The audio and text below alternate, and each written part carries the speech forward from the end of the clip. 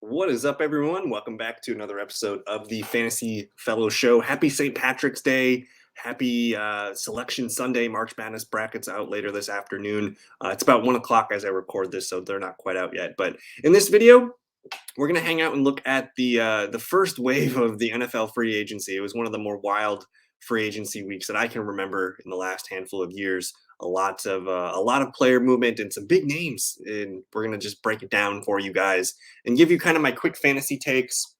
We're going to hop into a screen share here. I did post a link in the description if you guys want to check out the free agency charts that we're going to be looking at here. But we're going to start the quarterback position. And I mean, when you talk about the most impactful free agency moves of 2024, like it might be Kirk Cousins going to Atlanta.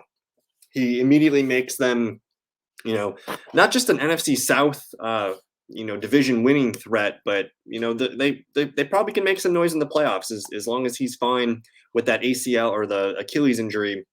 But they give him a 4-year deal, 180 million. I think 100 of it was guaranteed, and he's an interesting player. I think right now in best ball drafts over an Underdog and Drafters, he's a real late pick. He's being drafted in like the 120s, 130s right now of ADP. You can get him as your QB2. I think for your typical redraft leagues this year, he's I don't know if he's going to be a QB1 in fantasy football. He could be, but for super flex leagues, he looks like an ideal QB2 target. And the good news about his Achilles injury, he's not a athletic running quarterback. He's not going to need that explosiveness back in order to do anything. So he's a pocket passer. It shouldn't affect his mobility or his lack of mobility. The only thing that concerns me is maybe, the throwing power might be related to the Achilles. I'm not quite sure there. But Kirk Cousins going to Minnesota, man, it lifts Drake London, who's now a top 20 pick in fantasy football, best ball leagues.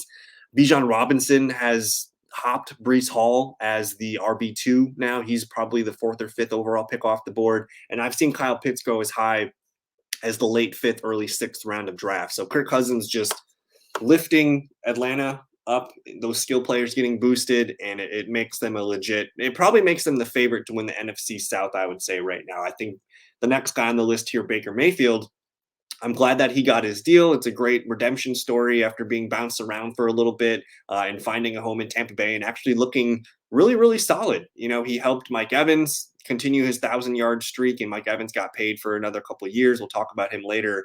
But Baker Mayfield, man, was a sneaky good fantasy football quarterback last year. If we look at what he did, and nobody expected him to do this, so he was kind of flying under the radar most of the year. But he put together a really nice fantasy season. If I go to, let's look at the quarterback stats by ESPN.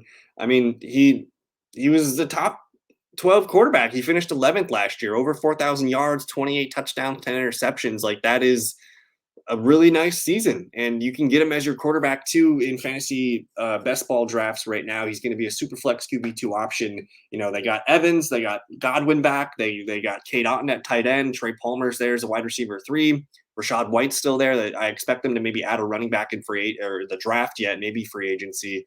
But Mayfield, man, definitely interested in him. I think super flex leagues and maybe quarterback 2 for best ball. I think he's going to be fine. And, you got Godwin and Evans coming back. Those guys I think, was Godwin coming off of an injury last year? He should be healthier. I just expect more of the same. I don't think he's a top 12 QB in fantasy football this year, but I think he's, top 15, top 16, something like that, where he should be, a stable, consistent veteran option for you.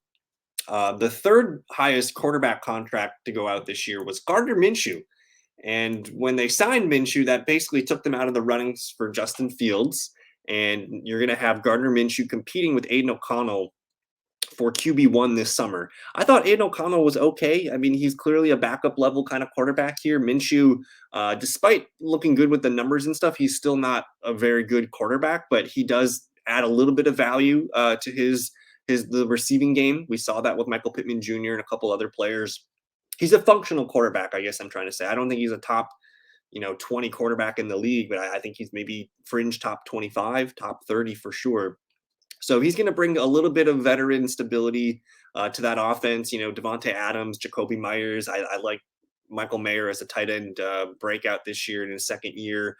And then Zamir White, like we don't know what they're going to do at running back. I think Zamir White could be the lead back this year. I do expect them to draft one and maybe add another in free agency yet. So we'll see there. But I think Minshew is probably the starter for week one. You know, if things break down, they can always go back to Aiden O'Connell. So for fantasy, like he's dirt cheap in best ball leagues. You can tack him on as your. I don't know if I would like it. You know, I don't know if I can trust him as my QB2 in a best ball draft, but I could, you know, for sure as a QB3, I'm fine with that. Super flex leagues, you know, you might be starting him as a QB2 some weeks based on matchup, but we'll see how it goes. I'm always got a soft spot for Minshew, so I'm hoping for the best there. So I like what the Raiders are going to do.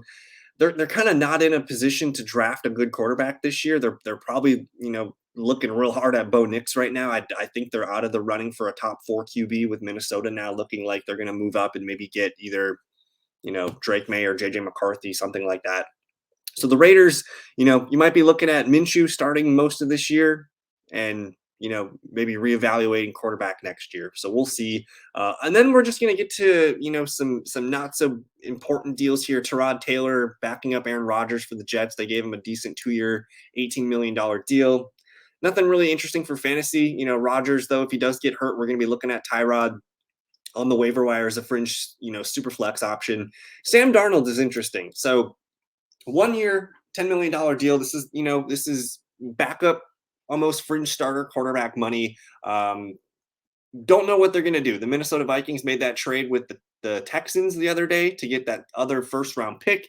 It looks like they are gearing up for a run, a trade up in the first part of the NFL draft. So they could trade up as high as 3 with the New England Patriots. I think the Cardinals are kind of locked in at 4. I think at 5, though, the Chargers, they need assets.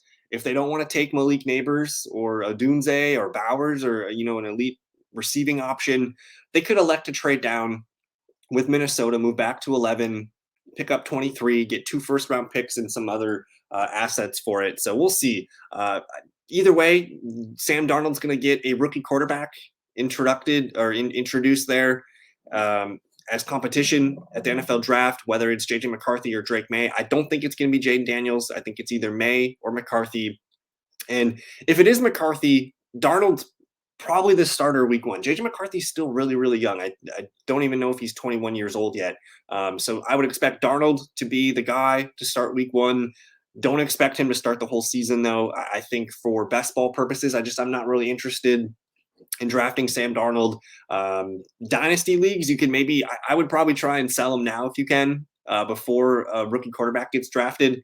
But otherwise, you know, we'll see Sam Darnold in purple this year for a little bit, but just not the whole season. I do think there's a legit possibility that Jacoby Brissett is the starting quarterback week 1 for the New England Patriots.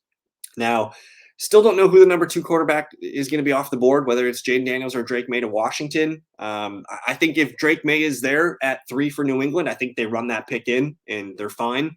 I don't know if they like Jaden Daniels, though. I don't know if they see him as a franchise quarterback that they want to build around. So we'll see. It's a lot to consider yet. If they do draft a quarterback, he probably would start. I think if they draft a 3rd quarterback overall, they probably ought to start him week 1. But there's a legit possibility that Jacoby Brissett is going to be starting games for the New England Patriots this year. They need a lot of help at receiver. I like their running back room, though, with Ramondre and Gibson. So there's some nice outlets in the passing game. They have, you know, Hunter Henry and Pharaoh Brown at tight end, which is fine. But they need those elite receivers. So I'm not expecting a lot of fantasy success from the Patriots quarterback this year. If it is Jacoby Brissett week 1, probably not starting him in super flex leagues, you know. So it's nice, but maybe I'm open to it. If they don't, you know, draft Drake May or Jaden Daniels and they punt on quarterback and they grab, say, Michael Penix round 2, we can reevaluate that. And then just some more backup depth here. Marcus Mariota going to Washington, which is interesting. I don't know what to think of that because we think of Mariota as a running quarterback, right? So does that mean they want Jaden Daniels, who is an elite running quarterback prospect, or do they want Drake May, who's also, I'm not going to say elite, but he's well above average running the football. So interesting little idea there. Trubisky back in Buffalo behind Josh Allen. Drew Lock. I think we're going to see Drew Lock start a few games this season. They have Daniel Jones and now Drew Lock is the backup. I think the Giants at 6, Do they want to take a JJ McCarthy there? I think Minnesota knows they probably have to hop them to get him. I very clearly, I think the Giants need a future starting quarterback. But I just, if they don't draft a quarterback with that first pick this year, I think you're looking at Drew Lock starting games at some point this season down the stretch. So hold on to him in Dynasty. And then Jameis Winston, backup quarterback in Cleveland. If Deshaun Watson breaks down, plays bad, something happens, we might be seeing Jameis Winston start games this year. So there's your quarterback free agency moves. Let's go ahead and look at the running backs, which was one of the more, this is probably the most exciting position from the free agency perspective. We're going to start with Josh Jacobs here, getting the 4-year, $48 million deal. This was the shocker, going from the Raiders to the Packers here. Packers, of course, letting Aaron Jones go in the deal here. And no matter what you look at from last year's numbers with PFF advanced metrics and things like that, it wasn't a great year for Jacobs. He's a volume rusher. He was the rushing champion in 2022. That was his career season in 2022. And I would expect somewhere in between last year and that 2022 season, you're going to see him be the volume running back. I have to do the numbers and look at it. I don't think Matt LaFleur has given a starting running back a ton of carries. So he's been, kind of around a 200 the last few years with A.J. Dillon and Aaron Jones. He's given them each about 200 carries. So I'm going to say Josh Jacobs goes over 200 carries. He's probably looking in between that. I think he's going to hit 250 carries as his floor this season. It's just, can he get to 300 and more? I don't know if Matt LaFleur is going to do that. They did bring back A.J. Dillon, and I think Jacobs can be used in the passing game too. So he's going to end up being like a really sturdy, like he's going to look best as a running back too in fantasy football. But I think, if everything breaks right and he's back to his high efficiency metrics that he was in 2022, you could be looking at a bell cow top 5, fantasy running back here. I think that's his upside. Probably going to be more closer to RB 10, 12 in that range. But I like it. And, it's a 4-year deal, but it's not really a 4-year deal. It's more of a 2-year deal with the opportunity to reevaluate. So I like the fit for Jacobs there. He's definitely an upgrade over A.J. Dillon. I don't think he's going to bring the explosiveness as Aaron Jones did, but I think he's a stable back for the Packers offense and is going to help them keep on track. Number 2 is Saquon Barkley going to Philadelphia, 3 years, $37.75 million. Finally got his payday, and now he's running behind one of the best offensive lines. They did lose Jason Kelce, and that does make me wonder if they're going to use the tush push as much as they did last year. You also have Jalen Hurts. Just, he's been picking up injuries and getting a lot of body blows doing that tush push all that time. So paying Saquon Barkley, maybe they run that tush push a little less, leads to more running back opportunities, especially at the goal line here. I think Barkley could be looking at a career year for touchdowns. The Giants didn't score a lot of touchdowns with him. And even if Jalen Hurts steals some goal line touchdowns, there's still going to be opportunities for Barkley to punch it in. So I do like his floor for rushing yards, attempts, touchdowns. The one thing that I'm a little bit concerned about is the receiving volume. They did give DeAndre Swift enough receiving work last year to make him useful for fantasy, but it's not going to be, we're not looking at those elite Saquon Barkley PPR seasons, when he was a rookie or sophomore getting a ton of looks. So a little bit ding in the PPR column, but I think he's still going to be a very productive back. Don't think he's a top 5 back in Philly. I think he's a top 10 back, kind of like Josh Jacobs. RB3 here is DeAndre Swift, 3-year deal, $24.5 million in Chicago. I was kind of surprised by this one. They had Roschon, they had Khalil Herbert. I like that duo going into the year. And now you add DeAndre Swift to the mix, and I'm not quite sure how they're going to use these guys. Swift will be the primary ball carrier, and he's probably going to be the third down back. But they're still going to mix in Roschon and Khalil Herbert, I would have to imagine. So Swift, he gave us a really good RB2 season last year. He kind of faded down the stretch. I think I value him as more of like he would be ideal for me as like my third running back on my team, where I could flex him or RB2 when I needed to. I don't know if I'm going to feel comfortable starting him every week as my RB2. The Bears still need improvements to their offensive line. And bringing in Caleb Williams, will be nice. That should help the Chicago Bears offense. They also added DJ Moore, or they had DJ Moore. They added, Keenan Allen. They have Cole Kmet. They have Gerald Everett now. And hey, if they go out and draft like a Romo Dunze with that 9th overall pick, I'm just a little concerned about the target situation there for Swift. So I don't know if he's like a locked in RB2 for fantasy this year. I think I'm comfortable with him as my third RB.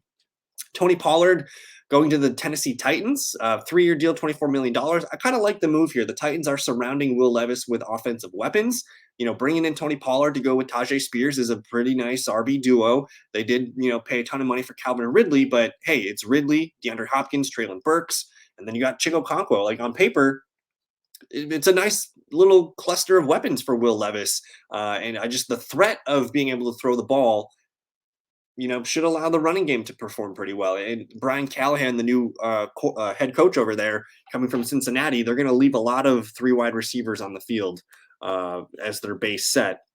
So they're going to have the threat to throw. They're going to have a little bit more room to run, I think. And Tony Pollard, if you look at his numbers last year down the stretch, he got a lot better. He was coming off that foot injury. The first 2 months of football, he wasn't very good, but he did improve. And you look at his efficiency metrics and his PFF rankings the last couple months of the season, he was playing much, much better. So I think, don't love the Tennessee Titans offense, but hey, I like what they're doing. They're building weapons. They got to improve that offensive line yet.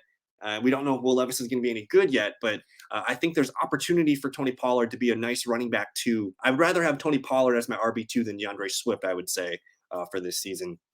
Devin Singletary here, going to the Giants on a 3-year, $16.5 million deal. He's their lead ball carrier, and he's back with Brian Daboll, who was his offensive coordinator in Buffalo. Very familiar with him.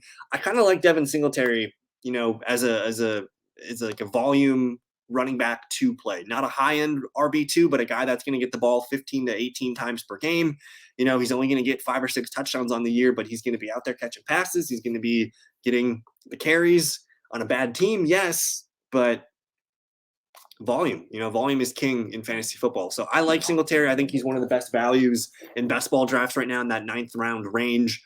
Grab him when you can as your either your second running back or your third running back. I think he could be fruitful. And hey, if they get any upgrade at quarterback in whether it's Daniel Jones, Drew Lock, or a rookie quarterback, I think it's going to be better play than they had last year, to say the least. Derrick Henry going to Baltimore on a 2-year, $8 million or $16 million deal. We love it. This is the dream fit. Lamar Jackson, Derrick Henry in the backfield. When he does his RPO, you don't know what to cover. It's going to be pretty sick. I don't know if we trust Derrick Henry entering his age 30 season to hold up for the whole year. Does he have explosiveness that he's had in the past? Those are some serious questions here. But I think the thing with Henry is you're getting volume and you're going to get touchdowns. You're not going to get a lot of receiving options, which he never was a big receiving back anyways. So it's kind of, the same volume that we saw in Tennessee, just on a better team, better offensive line, better quarterback. I don't think it's crazy to see that maybe this is Derrick Henry's best fantasy season. It could be. So I'm not quite sure where I lay here. I want to see Henry get over 300 touches. And basically he's to me, he's going to look really good as a running back too in fantasy football. I think he's a 3rd round pick in fantasy drafts right now. We'll see where he ends up, but I'm excited about Henry in that Ravens offense. Antonio Gibson from Washington, New England, 3-year deal, $11.25 million deal. I was kind of surprised at this one because I thought Ramondre Stevenson was a pretty good receiving back anyways, but now Gibson's going to complement Ramondre. Ramondre is probably going to be more pushed into the kind of the primary ball carrier status now, and they're going to want Gibson to do some 3rd down work. So for Gibson, I'm drafting him late as like my RB5 in best ball drafts. I think for, redraft leagues, he's a guy that, one of the last picks of your draft. If anything does happen to Ramondre, we're looking at the lead back here for New England, which who knows what that's going to be worth. We don't know what their quarterback or their offense is going to be. So I like Gibson. Don't love the New England fit, but I'm open to him being of use to us. Hold on to him in dynasty leagues for sure. Austin Eckler from the Chargers to the Commanders. What has he got left? He had that ankle injury earlier last year, and it kind of just derailed him, and the Chargers were just in a mess all season long. I think we could get one really nice season from Eckler this year. Who's the quarterback, though? Is it Jane Daniels, who's probably not going to throw to the quarterback or the running back very much? Or is it Drake May, who I think would throw more to the running backs than a Jaden Daniels? So there's a lot to be seen here. He's not getting the rushing volume, though, from, with Brian Robinson and Chris Rodriguez being there. He's entering like Jerick McKinnon territory now of his career, where he's going to be, a 45 to 50 catch player. He's going to get, 5-8 carries per game, something like that. But I could see him, being a decent value at running back this year. He's being drafted after the top 100. He could be a PPR piece. That's all I'm saying. DJ Dallas going to Arizona on a 3-year, $8.25 million deal. Kind of a sneaky one there. The RB2 in Arizona behind James Conner. I do expect the Cardinals to add a running back in the draft this year, though. Zach Moss, man, getting a 2-year, $8 million deal with Cincinnati. We have to unpack that one a little bit because Moss looked good last year with the Colts and Gardner Minshew's offense. And now he's going to a more explosive offense in the passing game with the Bengals. Got rid of Joe Mixon for Zach Moss. So, that kind of carries a lot of weight. We did see Chase Brown play at the end of the year last year, and he played well enough. I think he's a good receiving back. I don't know if he's a great running back, but I expect Moss to come in there and probably be, if it is a split, it's probably closer to like a 60-40 split in Moss's favor, where he's going to be the guy getting 12 to 15 carries, 1 to 2 catches per game. I think he can be a low-end RB2 play. If he stays healthy, he could be a nice value. He's kind of being drafted around pick 100 right now in best ball leagues. So I'm open to it. I still like Chase Brown. I think they're going to use both guys, but Moss has some nice low-end RB2 value. Aaron Jones going to Minnesota. He's going to be the primary ball carrier. They still have Ty Chandler, who I expect to be used a little bit. You can't give Aaron Jones a monster workload. He's not going to hold up. So, expect, 15 to 16 touches per game for Aaron Jones. I'm not quite sure how good the Minnesota Vikings offensive line is. And again, we don't know who the quarterback is. So I'm slightly concerned there. I would probably put Aaron Jones, in the – and man, he was so good last year down the stretch for the Packers. But I think you're looking at a downgrade for his value going to Minnesota. Probably put him in like the Devin Singletary bucket of like a nice solid RB2 option. Gus Edwards going to the Chargers. We do expect the Chargers to draft another running back here, but Edwards, familiar with Greg Roman and Harbaugh, obviously his brother. Edwards is going to be a plotter. We know what he is. He's going to get his 10 carries a game. He's going to get a crack at a goal line touchdown every now and then. He's interesting. A.J. Dillon going back to Green Bay, whatever. He's just a solid pass pro guy and a guy that knows the offense. Doesn't really add a lot of value to his touches. He'll get you 3 yards every carry, that kind of stuff. Edmonds, Ahmed, Ernest Johnson, Trey Sermon, just kind of bench pieces here. But that's the running back group, man. And there's still some running backs to be signed. I want to see where Zeke goes. I want to see where Clyde goes, Foreman. Damien Harris, I don't know if he's going to play. And again, we'll see about Cam Akers and J.K. Dobbins. But the running back market was hot. The receiver market, that picked up later. Running backs were day one. Receivers were kind of later in the week here. But Calvin Ridley was the top-end deal here. 4 years, $92 million, going to Tennessee. And he said he wanted to stay in Jacksonville, but the money that they were offering was not as good as Tennessee's money. And now you're looking at Ridley being the starting outside receiver for a second-year quarterback in Will Levis. You have DeAndre Hopkins on the other outside, and I think Treylon Burks is going to get more slot opportunities this year. Now, I don't know what to do with Calvin Ridley. He was kind of being drafted as like a late 5th round pick in best ball leagues. He's falling into the 6th round right now. I don't think he is going to be a guy that is like a must-start fantasy player every week. I think he's more of a wide receiver 3 flex. I might prefer starting DeAndre Hopkins over Calvin Ridley still. So I kind of view Ridley as a nice piece to have. If you have to start him as your wide receiver 3 every week, he might pay off that ADP. But otherwise, I kind of view him as like, I need a receiver. I'm going to draft Calvin Ridley and Christian Watson and see how it goes, kind of stuff like that. So I think he's a fringe wide receiver 3 for fantasy football this year. But if Will Levis is good and, the deep ball connections there, it could be nice. But overall, I'm not super excited about Calvin Ridley. He's also entering age 29. I do like Michael Pittman's new deal, though. 3 years, $71.5 million. Anthony Richardson, we know his accuracy issues. I expect him to improve in that category this year, and hopefully he can get a nice chemistry going with Pittman. But Pittman, remains a strong wide receiver 2 for fantasy options. Mike Evans, we talked about him with Baker Mayfield. He remains a strong wide receiver 2 years, $41 million. I think he's got at least one more stud wide receiver season in him left. 1,000 yards every year, man. I don't know if I want to bet against him to do it. So I like him. I think he does look better as a wide receiver 3, but you got to pay wide receiver 2 prices for him. Gabe Davis going from Buffalo to Jacksonville on a 3-year, $39 million deal. Best ball is Gabe Davis. That's where I want Gabe Davis. Give me those bomb plays every 2 weeks, something like that.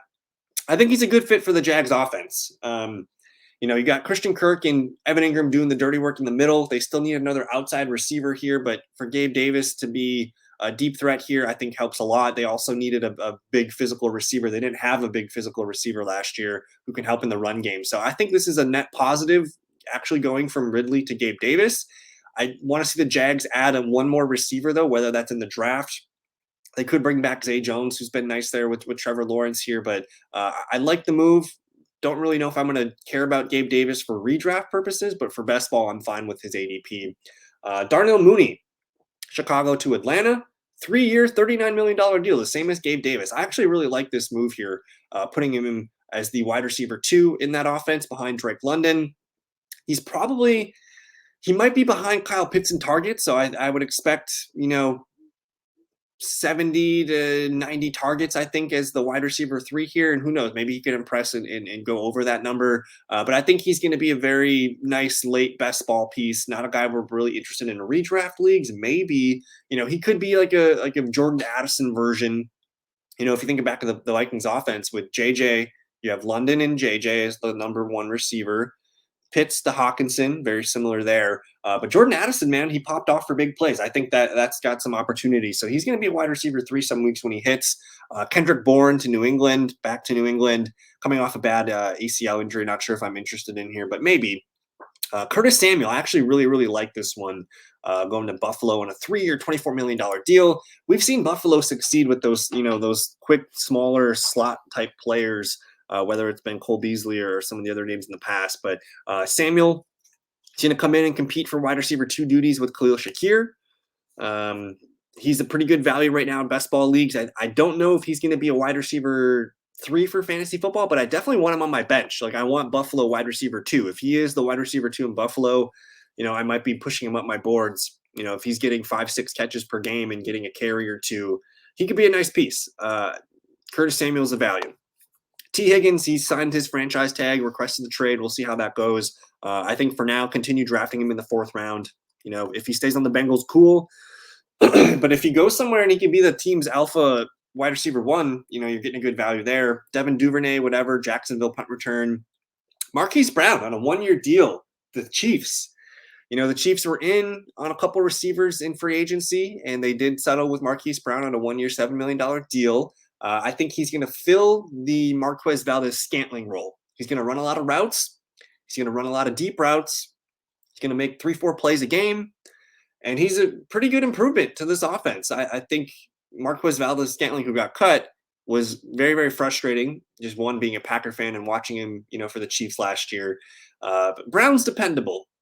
He's not a guy that has a big frame and can stay healthy for a full slate of games. And I don't think he's a guy like the Cardinals were trying to make him their stud wide receiver 1. I don't think he is that. I think he's a nice complementary player. So he'll slot in behind Kelsey and Rashee Rice for targets. He just needs to make 3-4 plays a game, not that 6, 7, 8 plays a game that the Cardinals were asking him to do. So I like Brown. I think he could be a wide receiver 3 flex. Devontae Parker in Philly, whatever. Noah Brown to Houston, a late best ball pick. I'm open to it. Brandon Powell, Trent Sherfield, Reagor, Hodge, Olszewski, Hollins, kind of whatever. The receiver market's pretty dry. We'll see where Tyler Boyd winds up, DJ Chark winds up. I'm interested in those guys maybe, but that's the wide receiver market. And then let's finish up with the tight end market here. Overall, nothing great. I think it's interesting, though. Colby Parkinson is a solid receiving tight end. And now he's the starting tight end for the Rams. And they gave him good money, 3 years, $22.5 million deal. I think in best ball drafts, he's kind of like an 18th, 19th round pick right now. Tyler Higbee coming off a pretty bad injury. I don't know if we see Tyler Higbee play this year at all. So I'm expecting Parkinson to be the guy. You still have Davis Allen there as the tight end too. So maybe there's a little bit of a committee approach, but I think Parkinson's a really solid pass catcher. And he's going to fit into that offense nicely. So he could be a breakout tight end this year. Maybe not a top 10, top 12 tight end, but he could have stretches and moments where he is fantasy relevant. But for best ball, yeah, sign me up as my tight end 3.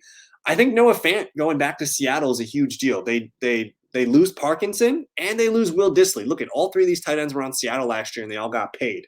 So they're good tight ends, and they just opened up way more opportunity here for Noah Fant. 2 years, $21 million deal.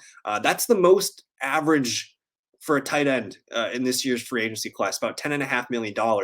I think Noah Fant could be looking at a nice breakout season here. When you talk about that offense over there, they have the offensive coordinator from the Washington Huskies who just aired out the ball with Michael Penix and Odunze and McMillan and Polk and the tight ends there. Like, this might be kind of nice for Noah Fant. He's been my favorite pick lately, real deep in best ball. He's a tight end 2 option, but I'm just putting out there now. I don't think it's crazy to think Noah Fant could be a top 10, top 12 tight end in fantasy football this year.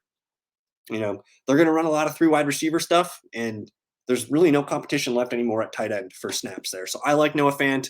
I think he could be looking at a nice bounce back year. Will Dissly going to the Chargers. They're paying him to block, almost $4-point-something million per year here. I don't expect him to catch a lot of passes, but, you never know. I think Dissly here has proven to be a dependable guy. He makes a big receiving play every now and then, and he's a good blocker here. So I think he's just a guy that Jim Harbaugh was like, yep, he fits what we do here really, really well. You think about the Michigan tight ends the last few years, whether it's Shoemaker or, the guy coming out this year, A.J. Barner, just a really dependable tight end. Gerald Everett going from the Chargers to the Bears. I don't know why the Bears did this. They're tight end 2. Maybe they run more 2 tight end stuff this year with Kmet and Everett. A lot of mouths to feed here. I don't think Everett has any fantasy relevance, though, unless something happens to Cole Kmet.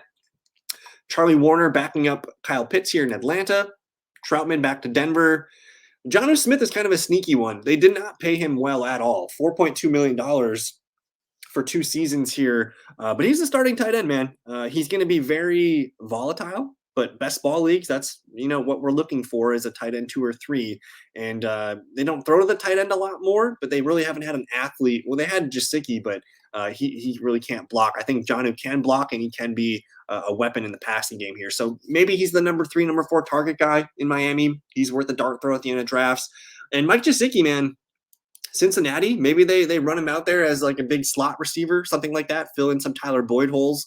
I think Jasicki is kind of an interesting click in best ball drafts right now. Harrison Bryant, Farrell Brown, kind of whatever at the tight end spot. But there you go. That's as much information as I can give you guys on the free agency for 2024. It's been a wild one. There's still a few big names to fall, mostly veterans and some defensive players, but we'll get to it when we get to it. But either way, a lot of fun making this content for you guys. Thank you for watching. Don't forget to like the video, subscribe if you guys are new, and yeah, we'll see you guys later. Peace.